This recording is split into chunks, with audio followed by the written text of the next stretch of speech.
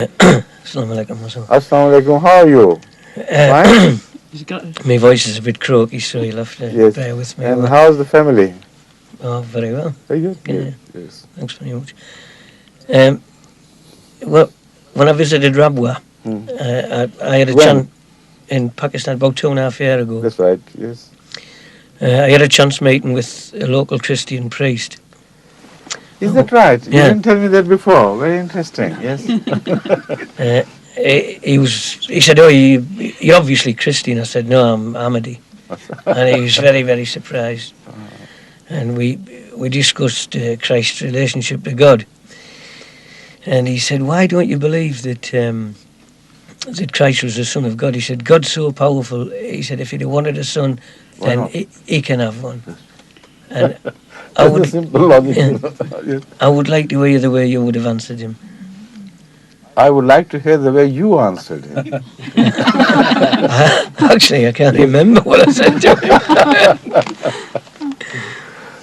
You see, I have already completed a book on this issue and many more similar issues, where I think for the first time that a book addressed to Christianity is written entirely from the logical point of view and without having dependence on any biblical or Quranic references, although I have given some references only to introduce an idea, but not by way of dependence on them. Whether they are there or not there is irrelevant to the point of logic. So I have based this discussion entirely on logic. And this question also comes up. It's there. God could make a child if he so wanted, but how? This modus operandi is the main thing of discussion, not just the power of God. Why would he want one? That is one thing. If he wanted one, would he create his son from the, appearing from the uterus of a human mother? And what would be the relationship of that God to that woman, if he so decides? The Christians say, we say, all right, let us accept. God so decided. But what would be that woman to God, whose child she is bearing?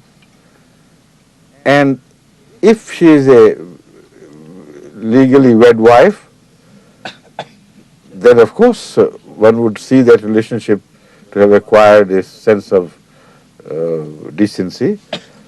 But if it is not that, then one is very, very doubtful as to what was happening.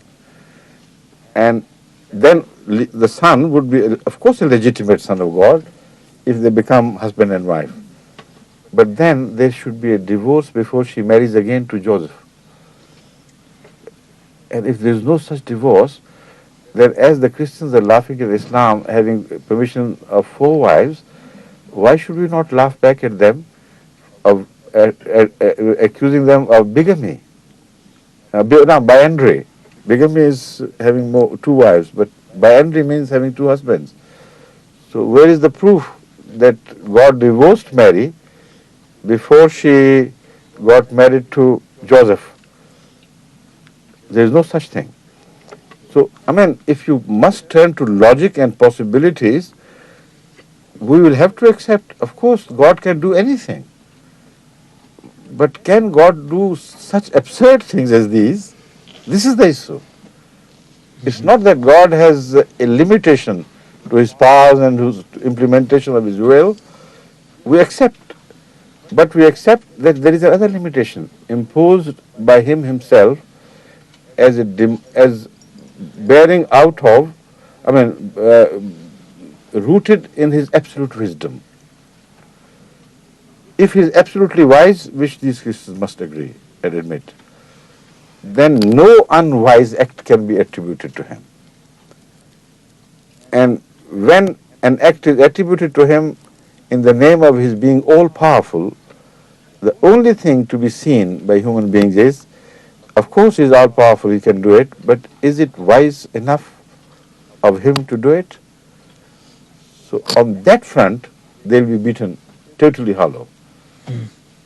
On this issue, as I have discussed it in my recent, not recent book, but about to be published book, inshallah we will see answers to all such questions.